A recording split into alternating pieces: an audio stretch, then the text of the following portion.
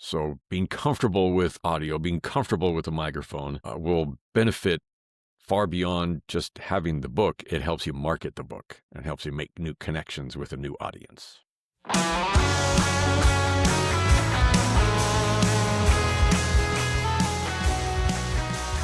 Ever wonder if the message you've been given is falling flat simply because you're trying to share it with a cold, tired voice? Before we dive in, head over to authenticvoiceleadership.com right now and join the conversation, connect with like-minded leaders, and grab all of the exclusive resources and goodies from today's expert. Today, we are sitting down with professional voice actor, audiobook narrator, and audio coach Todd Eflin. Todd is the creator of the DIY Audiobooks and Podcast Program, where he coaches authors through the 5 essentials of moving a story seamlessly from manuscript to microphone. Today, he's sharing why treating your voice like a dynamic musical instrument is the ultimate secret to building real human connection with your listeners. Todd, I'm so glad that you're here. Welcome to the studio. I love it. I love studios. This is my little studio, and I see your studio. You've got musical instruments in your studio, so it's a versatile studio. A lot of sound studios are as well. Some people use them for just their vocals or their instruments. They have a sound booth for that isolated sound booth, but looks like you and your whole family do some music recording as well as your podcasting. That's fantastic. I love seeing what other people do with their studios. It's great. Thank you. Thank you. Yes, it's a blast in here. My husband plays the drums, and then we've got guitars on the wall, and the whole mastering setup mixing and mastering setup on the side, and then a sauna. A sauna. A sauna. I'm sure that helps with, I guess, sonic sound. Yes, Okay, we've joked about it being the vocal booth. Right. Sonic residence, or in this case, sauna residence. Very nice. Right. Exactly. Are you cold? Do you need to warm up? Go ahead and get in the sauna and then come on back out and play. There you go. Well, that's how you can warm up your voice, right? Is to just enter into the sauna. I think it's good to warm up your voice and do exercises a little bit with your throat and stretch and yawn and wake yourself up and warm up your voice. You see the singers do that before they go on stage. There are actors that do that before they go on stage or before the camera. It's also good for podcasters and narrators to warm up your voice. I find that if I go into it cold, it's so much more difficult. It is. To be relaxed and to be present and to narrate without getting tense and tired more quickly and easily. I was talking to one of my students just yesterday. He said, so I recorded my first chapter and it's exhausting. Yes. Like, well, you remember what we talked about with stretching and relaxing and warming up your voice and being ready for it, not just to walk into it and hit the button and off you go. It's different than having a brief telephone conversation. This is long form narrating, and it wears on the physical parts of your voice area. Just think about like going to the gym for the first time in a long time, and Yes. you go all out, for that hour that you're there, and you're exhausted, and then you're sore for the next 3 days because you overdid it. Exactly. You can do the same thing when you're trying to narrate a chapter that's 20 minutes long. And an hour later, you're like, oh my gosh, why am I feeling this way? Well, warming up will help. Yes, for sure. So I'll have to think about that sauna idea. I like that. Yeah, exactly. It's kind of random, but we like it in here. So right. Take a break, get grounded. It's a multi-purpose room, right? It is. Well, it's multi-purpose studio room. We've tried to streamline it a little bit, but this is where I work and this is also where my husband works. So it works out. But I love the point that you were making about warming up. And I also think that it's a daily practice. We not only warm up right before we do the audiobook or the podcast or sing, we want to do daily exercises to increase that strength, because you don't go to the gym and warm up and then do your full workout and then just stop. You do it as a daily practice or several days a week or whatever, so that your strength and endurance. Yes. Yeah, we're supposed to. It's good for us if we do. No, but ideally, yes, you're gonna go several times a week.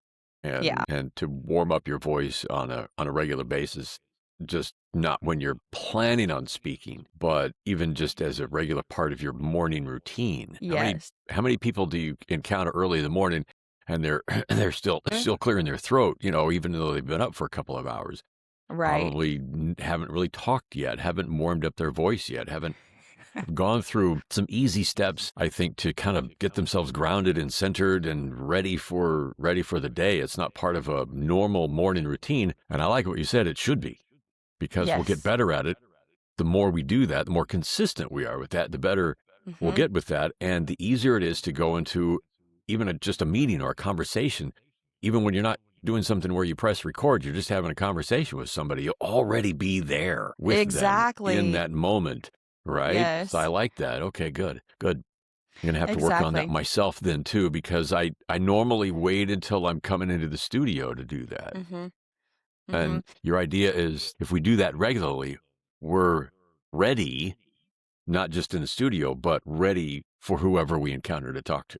Yes, and it increases that strength and agility and endurance. Mm, So we talk normally, we talk all the time. And as a singer, we start out with like, okay, how many songs can you sing without getting tired? Well, if you're a worship leader or if you're a performing musician, you're hmm singing for 1, 2, sometimes 3 hours. And so if you don't have that strength and endurance incorporated into your voice, then you will get tired. You'll start to crack. You'll lose strength and you'll lose mm, performance. So those little background things that you do, those one percenters, whether it's just a simple vocal fry every day or, working out the different registers of your voice together regularly. It doesn't have to be every day and it doesn't have to be for very long, but those little 1% really make a mm, difference. And I would imagine that it's the same for recording audiobooks and long form hmm speaking and speaking on stages or speaking on webinars, conferences, and things like that. What are your thoughts about that? I find that I am better narrating earlier in the day than later in the day, where I've been busy interacting with people. I've been out and about. I do some different volunteer things in the community and can be very active in talking and speaking with people. And then I come home and I get in my studio and my voice is already tired. And I'd rather do that the other way around. But like an endurance runner or a cyclist, if we work out and work out and work out little bits over time, we strengthen that. And so you don't fatigue as Right. often or as early.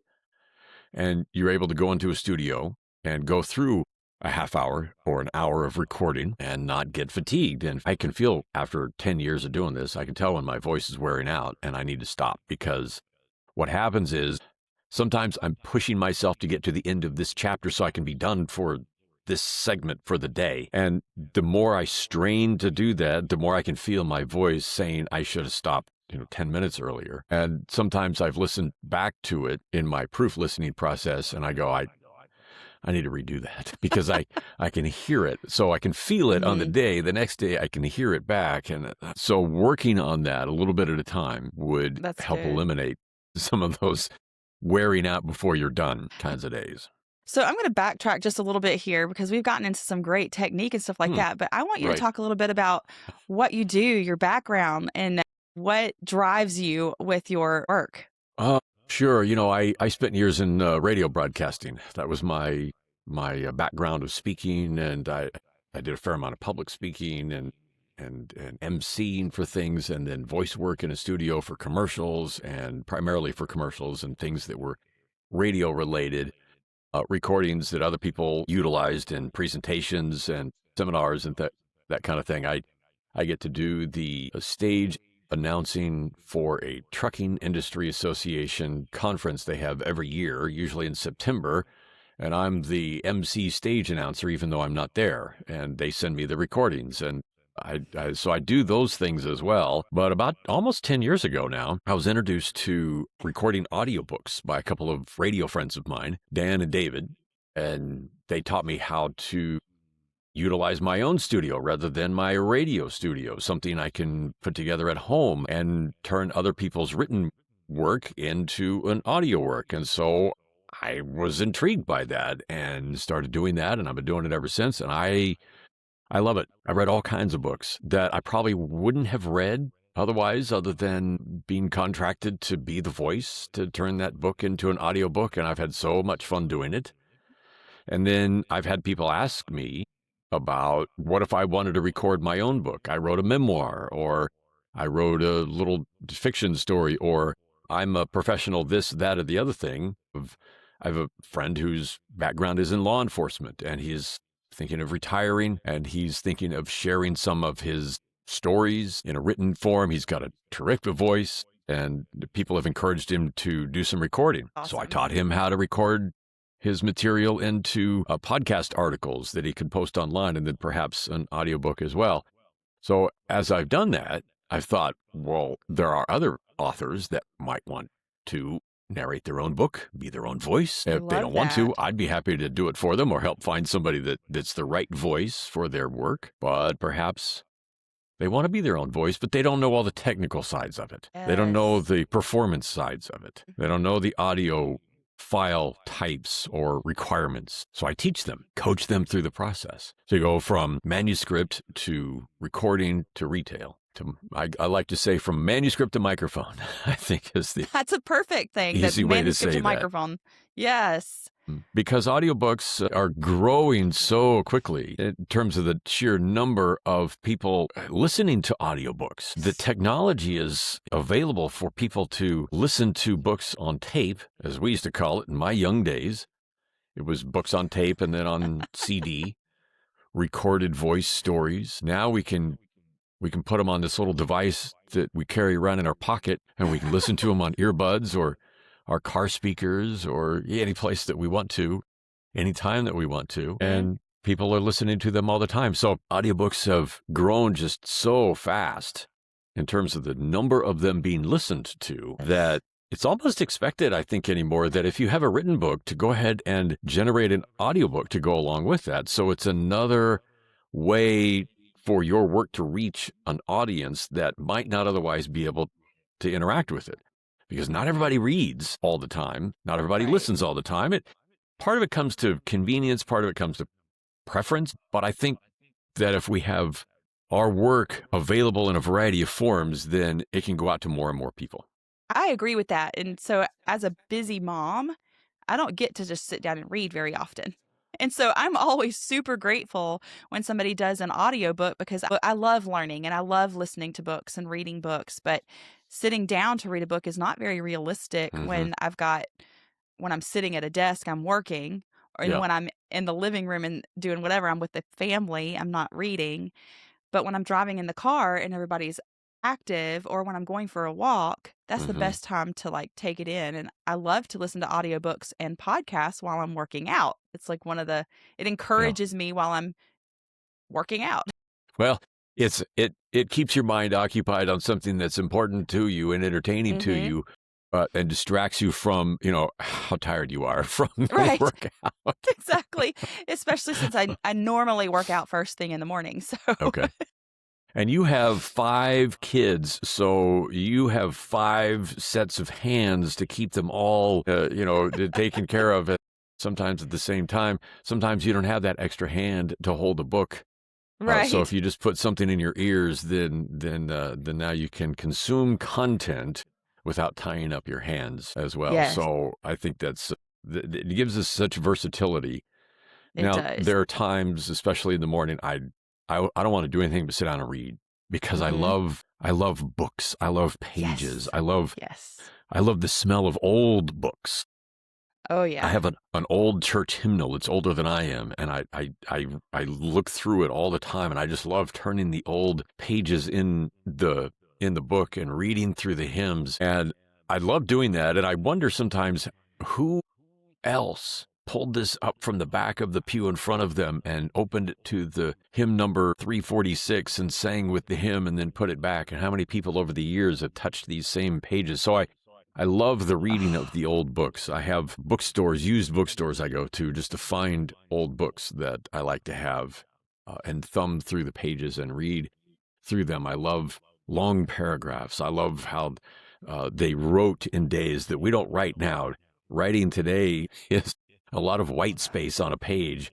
There's one sentence and space, and one sentence and space, and one sentence and space. And I think that makes it easier to scan electronic things on a screen, and that's fine. But I love the old book look and feel and smell of old books as well.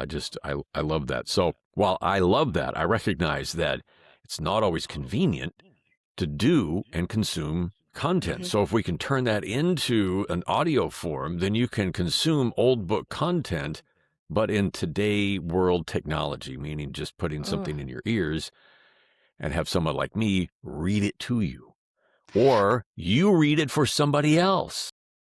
I love that you point that out. Yes, because you know what I'll do is I'll get the audiobook version and listen to it. And if I like it enough and there's a lot of points in there that I want to write. I like to write in my books. I know that's taboo for some people, but I have this whole note card system. So I'll read my books, and whenever there's something important that sticks out to me that speaks to something I do or something I believe in, I'll write that out on the card and I'll highlight it. I've moved more to note cards than I do writing in books anymore, because then I can go back and find it. Oh, okay. And then I can file it and find my note cards and make connections among things that I have studied.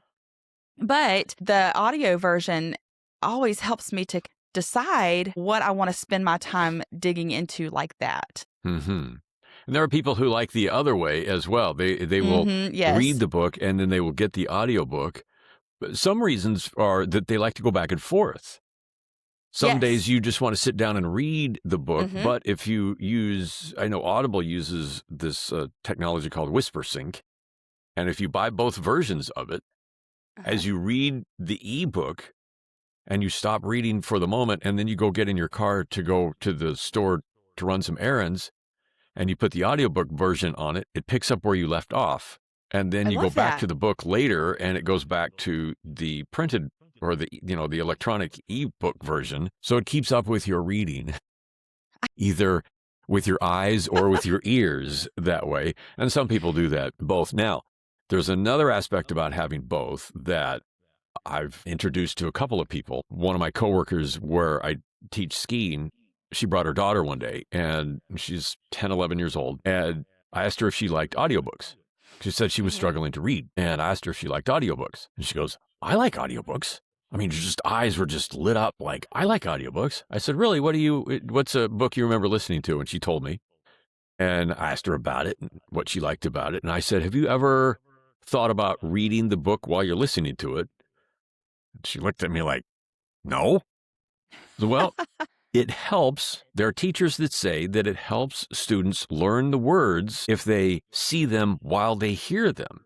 So if you go to your school library and get the book and read along with the narrator, then you can see what the words look like and hear what they sound like at the same time. And teachers are telling me that it helps their students learn to read with their eyes because they hear it with their words. Yes. And she's like, I like that idea. I'm going to go do that. So I think that's a way that students and adults do, because sometimes when I read old books, I'm like, I don't know that word. I can learn some things that I didn't know before. And some people like to be able to do that, learn visually and learn through auditory. So another reason to be able to have both. Some people are only going to do one or the other. My friend Maggie listens to 100, I kid you not, 100 audiobooks a year, about one a week. Wow. She says, I don't read books much anymore. I just listen to them all, which is fantastic. And I think it's great. And more people are doing more and more of that. So whether you like to read only or listen only or do a little bit of both, audiobooks are becoming a big part of what we're doing. And the technology that we have today enables people to do that in a way they can do it from home or their office. They don't have to go necessarily to a professional recording booth. They can. I'm not saying that's a bad idea, but you don't have to. Right.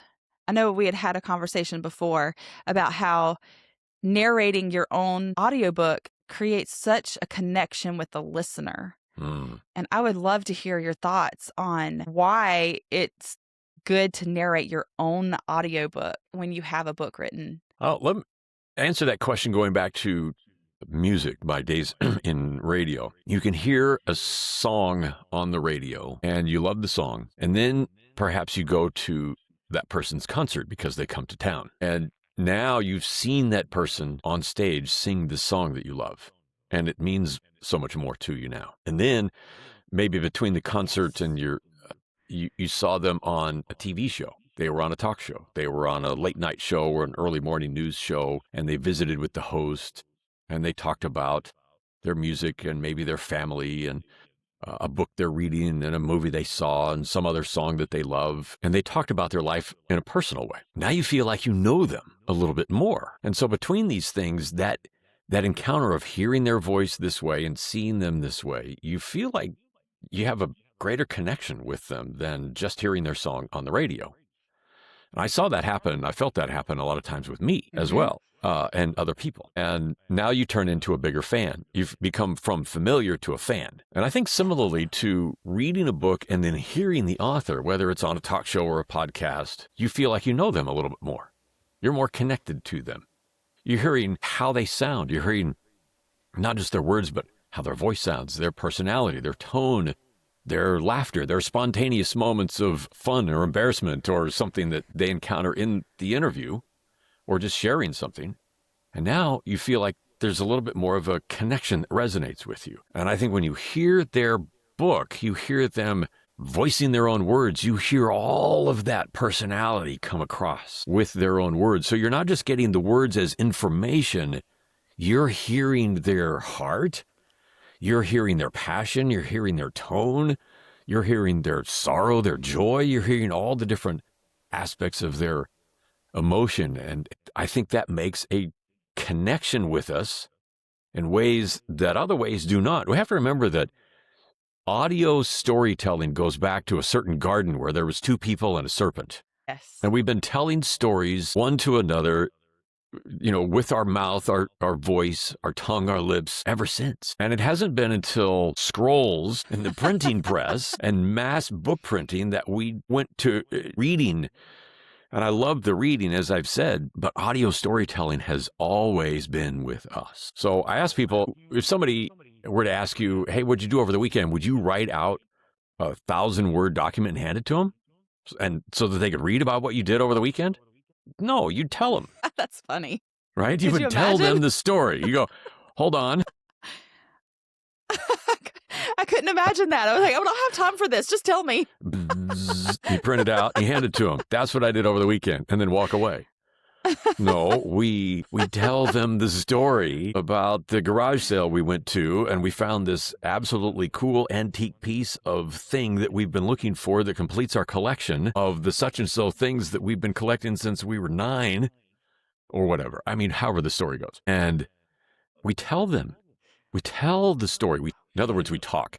And so an audiobook is just the current form of being able to do that and share a story, not only one-on-one, but one to a number of people all at the same time. We listen to audiobooks when we take a vacation and we've got everybody in the car. Instead of listening to music anymore, we listen to an audiobook on our way to and from wherever we're going. And sometimes you have to stop in the middle of a chapter. When you get to the rest stop, it's time to go. Right. But then you pick back up where you left off. So you're continuing that story, and that story becomes part of your journey. I think the thing is that so many people have a story that they want to tell, and they don't really know where to start. And so sometimes writing something is more daunting even than telling something. I know a lot of times, like even in the book writing process, people will narrate the book into something and then transcribe it and then edit it from the transcription, which could be a great way to start writing your book when you have a story that you want to tell. And going back to the tone and the resonance and the emotion that comes through when we speak, it resonates because we all have that energetic connection. It's more than just hearing words. It's like you're reaching for that connection. You're reaching to understand. And when they have their voice coming through and you're listening to them, you feel like you've made a friend. They may not know you, but you meet them, you're like, I know you. Right. I've heard your story. I've heard you. Yes. Yeah. You mentioned the word energy. I think that comes across with the same kind of idea as being present with someone, being there with them, being in the room with them. I've gone to speaking engagements where somebody famous politically or business has come to a room. I know Ted Turner passed away just this past week. I was on campus when he came to speak at the college I was at. And I went to the auditorium and heard him speak as a businessman. This was years and years ago, but he came to speak, and I went because here's somebody famous that's coming to speak, and I still remember exactly how he sounded. I don't remember all the things that he necessarily said, but I remember how he sounded, just his presence in the room. And we're college kids, and here we are. You don't lean into your professor all the time, but we did him. I don't know why. I guess because he's a somebody at the maybe, I don't know what it was, but I've toured the CNN studios. I've been to the Omni Center and in Atlanta, and so I feel like I had some connection with Ted Turner that I didn't necessarily have before I heard him speak. And I think that happens with other guests, other authors, other writers. When you go on a podcast, when you are somewhere where you're using your voice that way, I think that's why, and some authors are reluctant to do this, but when you go on a book tour and you go to a bookstore or a book speaking and you get a chance to interact with people one-on-one, these are people who are real fans. When they come to see you and get your book and an autograph on your book, that encounter, that interaction, however brief it is, with author and book reader is invaluable, I think, to the author, and so valuable to the person that's bought the book, because now I've met this person. Yes. I shook their hand. I got their autographs. Like, whoa. And I think what you're saying too makes me remember, people may not always remember what you say, but they will always remember how you made them feel. And that's what we talk about, like even in our therapy work and how we treat each other, and beyond just the audio and the books and the things like that, but people remember how you made them feel. Mm-hmm. And if you can make that connection, then you can really change lives. Yeah, I met an artist years ago. I've met a number of them, and I'm always fascinated when I get the chance to do that by the person. This one individual had a rather unique way of, even in a crowded room, focusing on the one person standing right in front of them. And when it was my turn and it was me, it was almost as if there was nobody else in the room. And they were able to just connect with that one person, me, at that moment. And I was impressed by that, because it wasn't just about, I'm the star and I'm in this room full of people and you get to come talk to me. He was actually genuinely interested in the person he was talking to. And he made it about them, about that other person. It made such an impact, I think, with each person that was there, that I've thought about that in the years since. Can I do the same thing? Can I be so interested in the other person? Mm-hmm.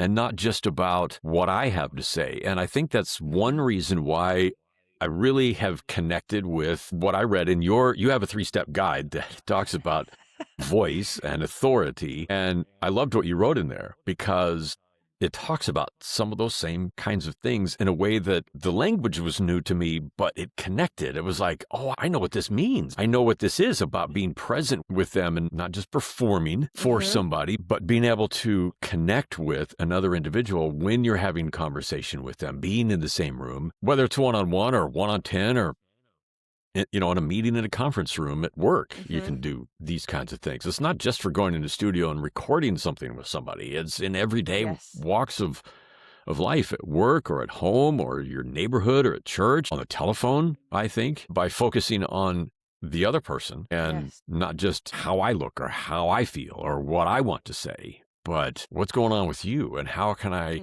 contribute to that.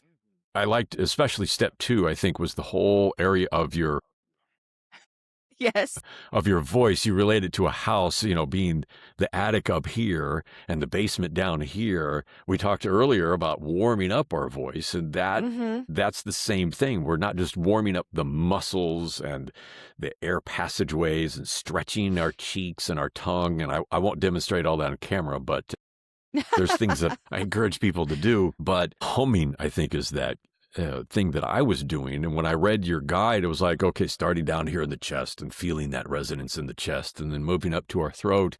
And then we get up to our nasal passage up here, and using all of this that we're grounded on up here. Most of us stay right up here in our head, or somewhere other than down, and using the whole house, as you talk about in your guide, with our voice as well. And it's all grounded. And I was doing those exercises, but to warm up, not really to be present, and using that whole house, if you will, for that authority, that being grounded. Very often we just think we're going to go say words, and that's what we do. But how those words come across is so important. And that's one thing that narrators often miss. And I think your guide speaks directly to that for narrators without realizing that you were writing for narrators. So I want everybody to get Leslie's guide, because it will help you narrate. So I'm going to grab that for all of my students, because I think it will help them narrate, and it will teach them some things that I want to teach them, but now I don't have to. You can. That's awesome. Thanks for speaking about that. I appreciate it, because it really is a holistic way of looking at things. And when we want to lead people, we don't want to be up on the mountain saying, hey, come up here, because we're not leading people. We're alone. True leadership is done together. It's sometimes I'm 2 steps ahead learning something so that I can come back behind and teach something. And sometimes it's together, walking forward together. But you can't do that unless you're making a connection and you're listening. And it's active listening. It's listening to understand, not listening to have something to say. And so when we do have something to say, that's okay too. But making the connection so I have a 7-year-old, and he chatters. Constant chatter. And one of the things that we've been telling him lately is, son, your words really matter. They really carry something. And when you're constantly chattering, people stop listening. So choose your words wisely. Choose your words carefully. And when you have something to say, people will listen. But if you're constantly chattering, you're not listening to the other person, and then people stop listening to you. Yeah, that's true. I was a chatterbox as well, and my voice has gotten me pretty much where I am through most of my career. It's also occasionally got me into trouble, especially with teachers who could always tell who was whispering across the room without having to look. And how I sounded, because I could sound sarcastic or mad. My tone was very evident in how I spoke, and sometimes would get me in trouble. But there is a reason why God gave us 2 ears and 1 mouth, and that's so we listen twice as much as we speak. And that has been a ongoing and difficult lesson for me. Even though I'm hopefully more mature than I was when I was 9, I still learn those lessons today by being a listener as well as a speaker. Because if I ski instruct during the winter months, downhill ski instruct, and I encounter, 50 brand new skiers who've never been on snow before, and then others who have been on snow who know some things and they want to get better at some things. And how you approach those 2 lessons is somewhat different based on where they are in their ski ability or familiarity. And we talk all the time as ski instructors at our students, it seems. And one of the things that some of us who've been doing this a little while are really trying to focus on is not talking at them so much, but listening to them more and finding out their learning style. Are they auditory? Are they kinetic? Are they more visual? Finding out what's the temperature of the room. It's cold outside. It's 20 degrees, but what's their temperature for what we're doing? Are they eager? Are they nervous? Are they scared? They're excited? And finding out more about them. One of the first things I do is, especially when they're kids, I find out what sports they play. What's their favorite activity? Do they play basketball? Do they ride a bicycle? Do they play softball? Whatever it is. Do they swim? Do they dance? And I've met so many kids that do, all these different things. And then I take what they're already familiar with and I relate it to skiing, so that I say, okay, when you're playing basketball or volleyball, what are you doing here? Okay, we're going to do the same thing with skiing. We're going to ride a bicycle on our skis. Do you think we can do that? That's good. Yes. And they're like, but if I take something that they're already familiar with in their activity and relate it then to something that we're doing that's new, we bridge that gap in an easier way for them. But it takes that inquisitive asking on my part to find out what that is, and then relating it to that. And then as we go along, finding out from them how they're doing with it and how they're feeling about it. And are they comfortable? Are they relaxed? Are they having fun? That's the main goal. I love it. Are they having fun? That's literally our mission statement is, are they having fun? Not how well they're doing on the snow. Right. But how are they having fun? And if they fall 20 times but they're having fun, who cares, right? That's great. I love how you talk about the snow skiing. I've been snow skiing once, and I'm a water skier. So getting on skis was both familiar and foreign because I ski on the water, but the snow is so different and the type of skis are different. Right. And my mom is the one that taught me to water ski. So we go snow skiing together. We go up on the lift, and we had the best time falling and rolling down the hill of snow and getting up and trying again. And once we realized it didn't hurt to fall in snow, we were so willing to just go fast and fall. It was great. There are similarities. Some differences are the boat is pulling you at the speed the boat is going, and you react accordingly. On snow, gravity is pulling you, and you get to control the speed. So there are some differences there for sure, but there are, those similarities, and I've done both as well. Plenty. Haven't been water skiing for a while. I'd love to be able to go again. The instructing aspect, though, is very similar between instructing for skiing, although you can instruct somebody in the steps, which I do for narrating audiobooks. There's what I look at are the 5 essentials for recording good audio, and I walk students through those 5 essentials and kind of push them down the snow hill, as it were, to record, and then coach them through the process. For ski instructing, when the lesson's over, it's kind of done, unless they come back for additional lessons. But as you progress and get better, and you wanted to turn into a regular skier, having a coach is invaluable for that. I mean, Tiger Woods has a coach. Football, I don't care what sport you do. Right. Musicians have a coach and a teacher that will help you get better and better and better. I've been skiing since I was 12, 13. I've been a ski instructor for 5 or 6 years. I still take a lesson now every year from another instructor because I know that I can get better as a skier and as an instructor. So I'm constantly trying to learn from other experts so that I can get better. I want to be able to do the best I can as a skier, but I also want to get better as an instructor for my students so that they will enjoy this as much as I do for the rest of their life. That's why I do this, so that I can pass on to them a passion that I have, that they can love it as much as I do and do it for the rest of their lives. That's awesome. And I do the same kind of thing for audiobooks. You just I just have one book, Todd. I just want to do one book. I'm not going to do this all my life. But maybe you will. Maybe you'll use your voice in a studio in other ways and start your own podcast or be a podcast guest. If you do writing on a book, one of the ways to market that is to be on as a guest on podcasts. So absolutely, being comfortable with audio, being comfortable with a microphone will benefit far beyond just having the book. It helps you market the book and helps you make new connections with a new audience. So, yeah. Excellent. Would you be willing to share the 5 essentials? Sure. I have 3 T's and 2 S's. So the 5 essentials they're not necessarily in any particular order. This is just the way I put them. The first essential is time. I think with audiobooks, you need to know time and a couple of aspects about time, figuring out how long your finished audiobook will be.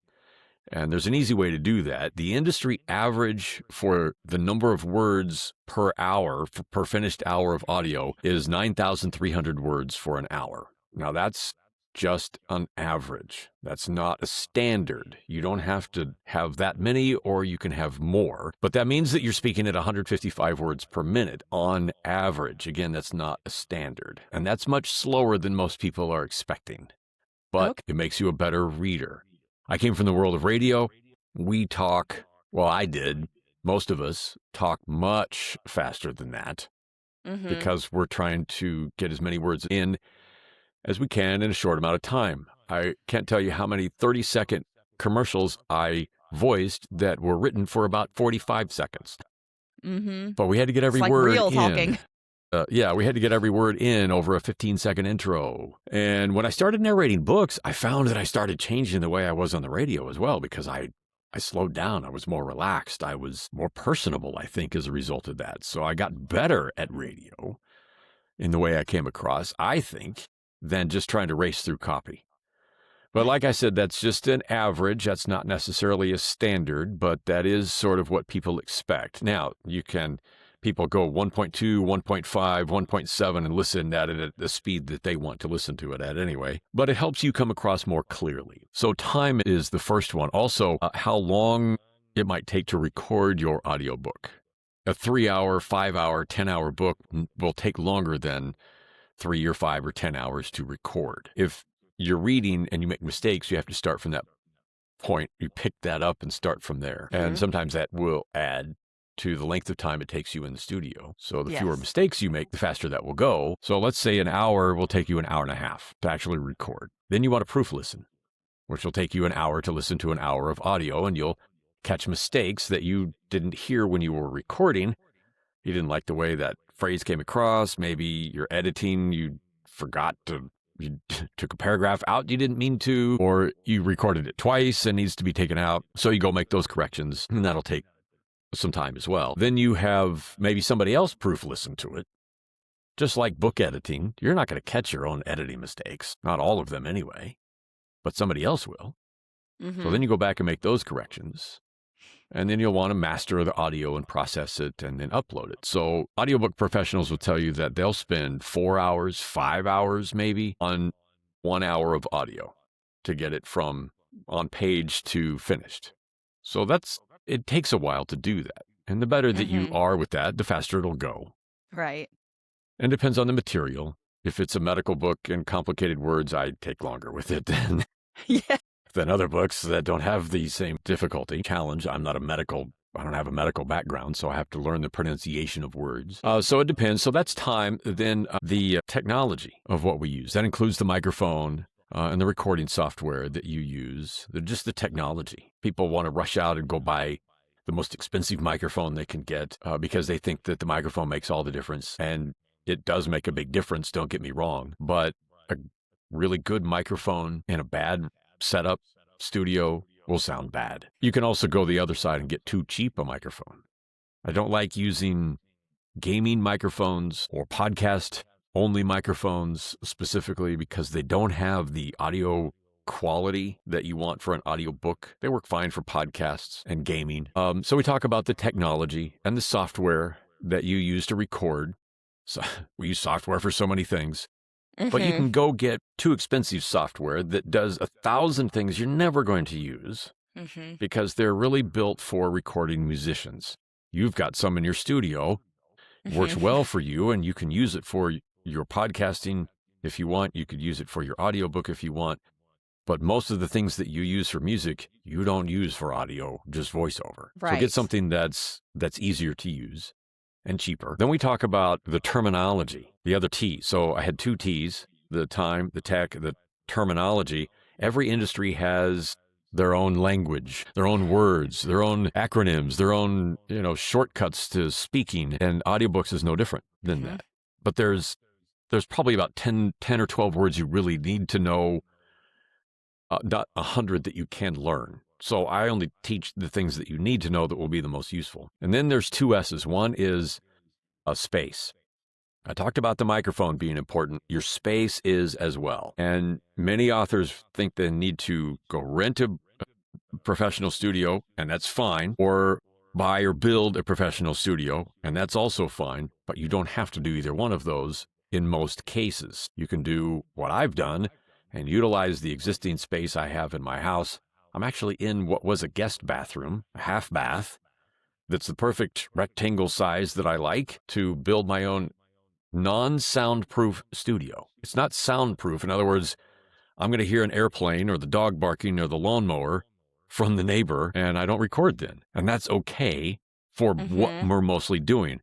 If I were trying to do a national Ford television commercial, I probably wouldn't try it in this setup. It's not built for that. I'd want a soundproof studio with a $1,500 Neumann microphone in order to compete at that level. But that's not what we're doing. And so as a author who's not a professional voiceover artist, that's not important. You can do it at a home or office in a setup that's even temporary. Mine's more long-term because I use it every day. But if you're just doing this for one book and you need it for a few weeks to do your book, you don't need to completely renovate an entire room and leave it that way forever. So your space is important. And then the other thing to do, we talk about, is the sound. How you narrate, how you're speaking. And we talk more about warming up, and we talk about pacing, and we talk about inflections and using your voice, seeing it more as a musical instrument rather than as a tool. It's a communication tool, but really how we sound is more like a musical instrument. I liken it to the 88 keys on a piano. And our voice can use every single one of those. We can talk faster, we can talk slower, we can talk louder, we can talk softer, we can whisper. We can be excited, we can be mad, we can be sad, we can be all those things in the range of emotions and sounds and techniques in our speaking, in our narrating. And most of us talk in a narrow window where out of the 88 keys, we use 12. Yes. Like right in the middle, right? But nobody wants to hear a piano with only 12 keys in the middle. No. It'll sound like a child going ding, ding, ding, ding, ding. You've got 88 keys, and we can learn to use them all in a way that makes our voice more dynamic and more entertaining and draw people in and move people forward, right?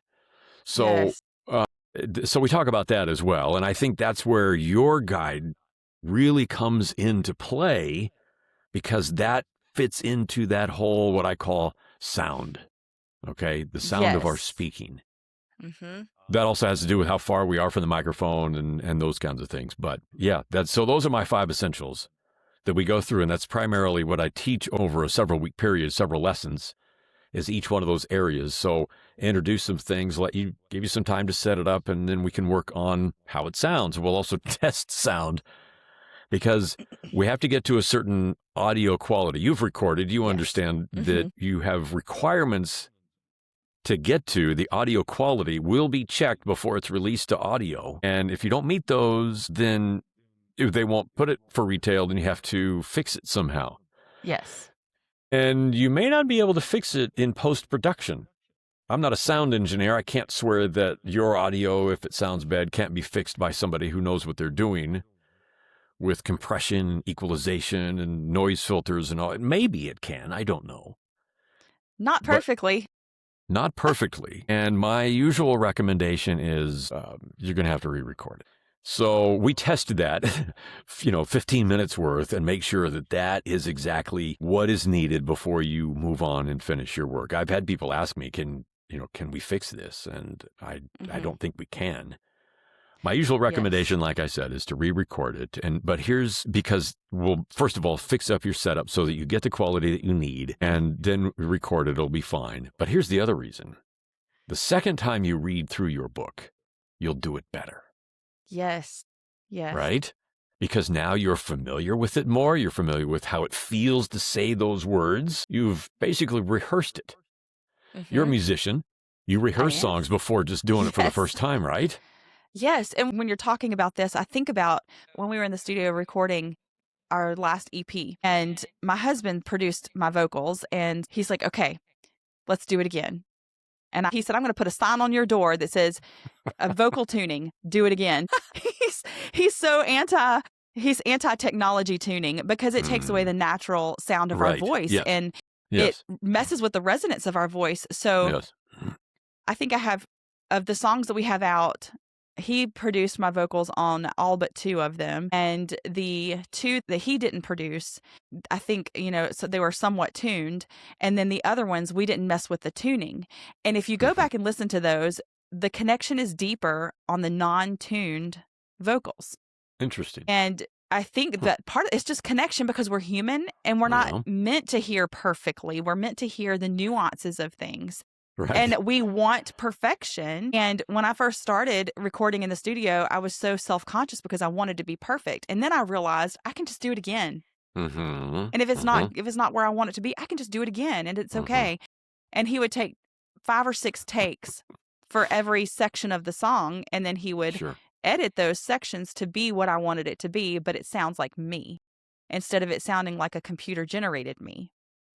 And that's Ooh, so important. And I think it's really important for that for our audiobook narrating. We don't want an AI generated audiobook because that's not human, and we hear yeah. it and we can tell, we pick up on those nuances. Yeah, that's a whole other thing that's being talked about more and more and more. And I'm, as you can imagine, a big advocate for maintaining that human authenticity and what I like to say, feel the real.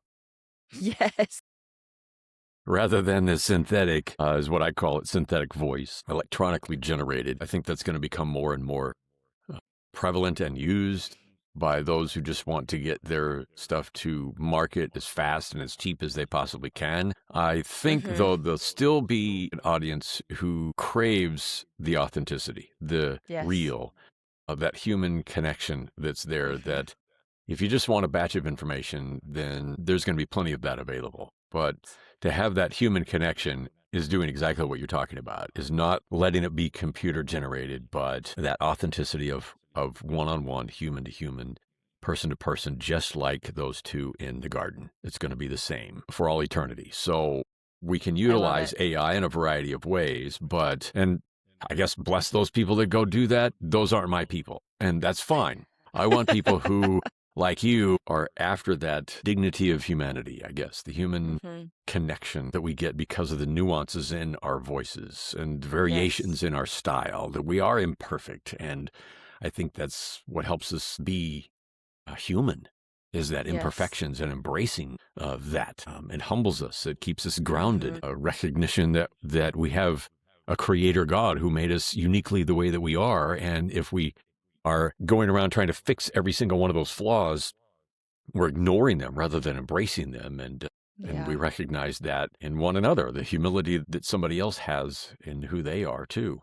I love it. And so, yeah, that's a whole other, we could do a whole other podcast on. We sure could. On those Being things perfectly as well. imperfect. I love it. Right. Perfectly imperfect. I like that. Well, before we wrap up, I want to make sure that our listeners can contact you and any last words of wisdom before we wrap up. Yeah, I do a newsletter called DIY-audiobooks.com. DIY- authors know what a hyphen is, so that's easy. And it's a newsletter on Substack that I write about these things. My 5 essentials are available there, and some of the other things that I've written about the importance of audiobooks and how to produce them, and access to my coaching that is there as well. That's primarily the way to get a hold of me. My email is just my name, Todd, at toddeflin.com. So I'm pretty easy to find, pretty easy to get a hold of. And I love being able to interact and chat with folks, even about the idea of audiobooks. People are writing and then exploring audiobooks, trying to decide, are they the right voice? Should they voice their own? Maybe they should, maybe they shouldn't. But that needs to be a personal decision for each author, just like finding a book editor or a book coach or a cover designer or a publicist or a publisher. Do I go self-publishing, and do I find a hybrid publisher? There's so many things, and this is just like those things. Do I do it myself? And if so, can I learn from somebody, or do I find somebody to narrate this for me? And how do I go about that, and who should that be? That's a whole world of things out there, and I love being able to explore that with people because it's such a personal decision to do this on their own or not do this on their own. And what they decide to do with that makes a difference on everything. Who buys it, who likes it, how many they might sell, that kind of thing, and how it comes across. I'm not right for every book. I like to think I am, but there's a lot of books I audition for because I'd love to narrate the subject material, but they choose somebody else. And I'm disappointed in that for sure, but I'll go back sometimes and listen to part of the audiobook after it's been produced by somebody else, and I go, that was the right person for that. That's a really good perspective. I love that. At first, I was really disappointed, but as I've grown in this, I've recognized that the right voice carries the work. And I don't always present it the way that is in the author's head it needs to be presented. I present it as what I interpret it as, and that may not match what their interpretation is, what they want their presentation to be, and somebody else does. So I learn and grow from that. But sometimes that means that the author should be their own narrator as well. Some think they should and don't have the right voice for it. I was in an office the other day, and I'm overhearing several people talk, and one woman was talking a fair amount. And the more I heard her, listen not to what she was saying, but how she sounded. I'm hoping that she'll never be a narrator because I don't think that it would be easy for other people to listen to. Now, that doesn't mean her content, what she was saying is bad. It was just people tell me they stop listening to audiobooks because they can't stand the narrator. I've done that. I've returned audiobooks because I can't handle the narrator. Right. So not everybody should. Right. Not everybody should be their own narrator. But there are those who don't think they should, and maybe they should. And so it's worth exploring that. And usually I ask somebody to do some simple experiments and kind of test that a little bit. And then listen back to it and see and play it for other people and kind of get a feel for what it might be like. And some people say, yeah, no, that's not for me. And other people are like, this is, I can't wait to get started with this. So it's really personal and individual and needs to be explored to make the right informed decisions. So last word of wisdom, that's, I guess, what I would leave you with, is studying that before jumping in one way or the other.